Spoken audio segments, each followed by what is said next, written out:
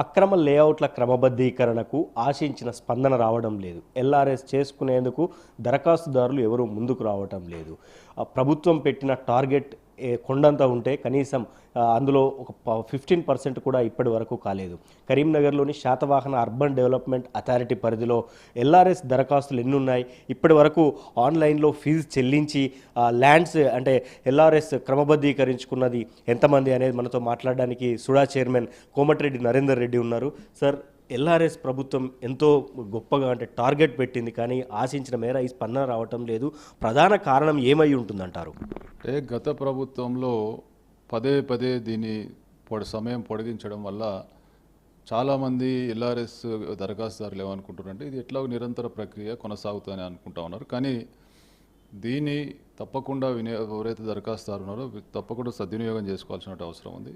ప్రభుత్వం ఎప్పుడు కూడా గతంలో 25% డిస్కౌంట్ రిబేట్ ఎప్పుడు కూడా ప్రకటించలేదు. కాబట్టి దీన్ని సద్వినియోగం చేసుకుంటే భవిష్యత్తులో తప్పకుండా వీళ్ళకు ఇల్లు కట్టుకోవాలన్నా, పర్మిషన్ రావాలన్నా, తర్వాత అమ్ముకోవాలన్నా వీటన్నిటికి కూడా ఎల్ఆర్ఎస్ కట్టడం వల్ల పూర్తి స్థాయిలో దాని మీద పూర్తి సర్వ హక్కులు ఉంటాయి.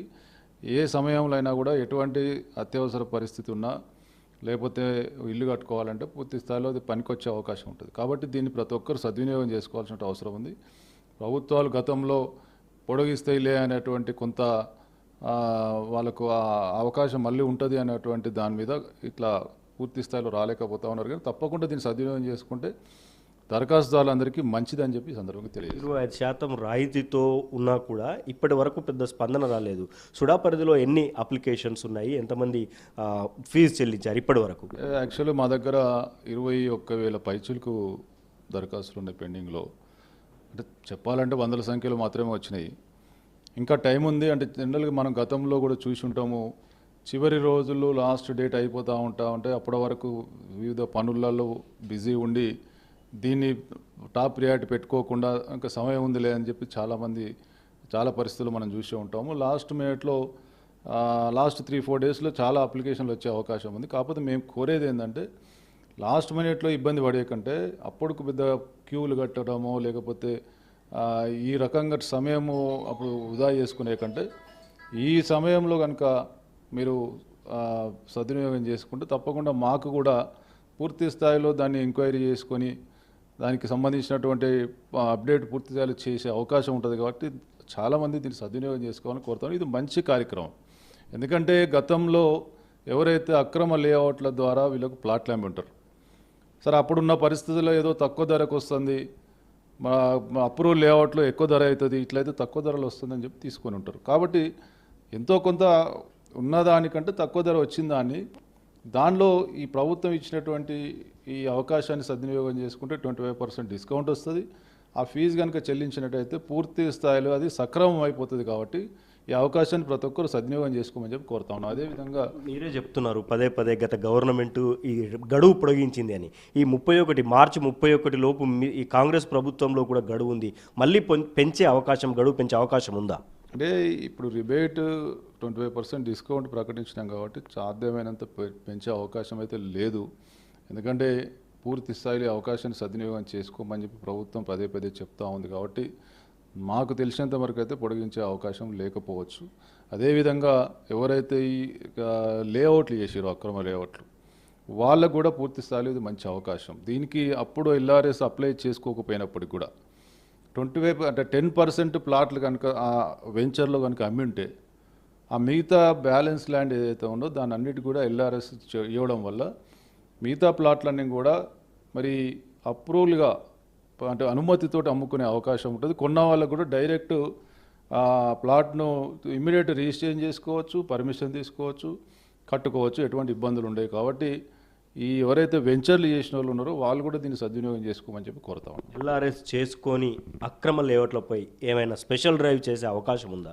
అంటే వాళ్ళందరినీ పిలుస్తాను. అందుకే ఇప్పుడు ఎల్ఆర్ఎస్ చేసుకొని అక్రమ లేఅవుట్లు అయితే ఈ డేట్ తర్వాత ఎవరైతే ఉన్నారో వాళ్ళని ఖచ్చితంగా భవిష్యత్తులో వాళ్ళకు బ్యాలెన్స్ ల్యాండ్ అమ్ముకునే అవకాశం ఉండదు. ఇక ఒకవేళ వాళ్ళు అమ్ముకుంటే ఆ 10% కాకుండా మిగతాది ఏదైతే వాళ్ళకు పాస్బుక్లు ఉందో అది వ్యవసాయ భూమికి లాగానే అమ్ముకోవాలి తప్ప దాన్ని మళ్ళీ ప్లాట్లు చేసి అమ్ముకుంటే అది పూర్తి స్థాయిలో అక్రమ లేఅవుట్ కిందనైతే దాన్ని 80% మేము అమ్ముకొనియడానికి అవకాశమే లేదు. కాబట్టి ఈ అవకాశాన్ని సద్వినియోగం చేసుకున్న వాళ్ళకు మాత్రమే ఆ మిగతా ప్లాట్లను అప్రూవల్గా అమ్ముకునే అవకాశం ఉంటుంది. కాబట్టి ఇది ఎవరైతే వెంచర్లు చేసినారో వాళ్ళైతే పూర్తి స్థాయిలో దీన్ని సద్వినియోగం చేసుకోవాలి. గతంలో వెంచర్లు చేసి కొన్న ప్లాట్లదారులు ఎవరైతే ఉన్నారో వాళ్ళకి ఇది మంచి అవకాశం, సువర్ణ అవకాశం. తప్పకుండా దీన్ని సద్వినియోగం చేసుకోండి. ఏమవుతుందంటే చాలామంది ప్లాట్లు అమ్ముకొని ఉంటారు, అసలు యాక్చువల్గా రిజిస్ట్రేషన్ కావద్దు. అది మన దగ్గర ఉన్న కొన్ని పరిస్థితులలో అవి రిజిస్ట్రేషన్లు అయినాయి. అయ్యేసరికి వీళ్ళ భారం పోయింది. కొన్నోడే ఏమో చేసుకుంటారులే నాకేందని చెప్పి అమ్ముకున్న వాళ్ళు ఉన్నారు.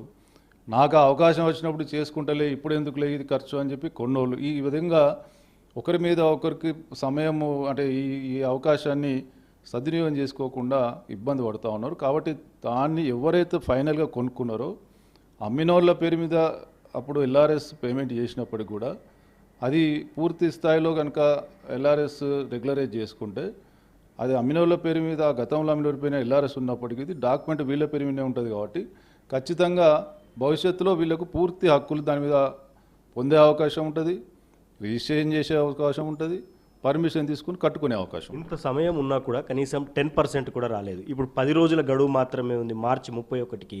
మిగతా 90% ఈ 10 రోజుల్లో అయ్యే అవకాశం ఉందంటారా? అంటే 90% కాకపోయినా మేము అనుకుంటున్నాం ఒక 50-60% అయితే అయ్యే అవకాశం ఉంటుంది.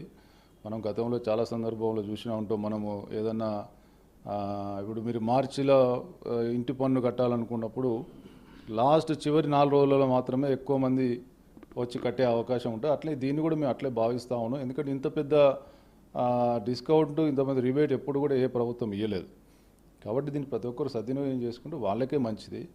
కాకపోతే కొంత రియల్ ఎస్టేట్ మందగమనంలో ఉండడం వల్ల ఇప్పుడు ఎందుకు లేదు తర్వాత మనం అమ్ముకున్నప్పుడు కట్టేద్దాంలే అనుకుంటా ఉన్నారు. కానీ అది ఆ సమయంలో ఎల్ఆర్ఎస్ లేకపోతే అది రిజిస్ట్రేషన్ కాకపోవడం వల్ల వాళ్ళకు అది ఉపయోగం లేని పరిస్థితి వస్తుంది. కాబట్టి ఇది సద్వినియోగం చేసుకుంటే మంచిదని చెప్తా ఉన్నాం. Thank you sir.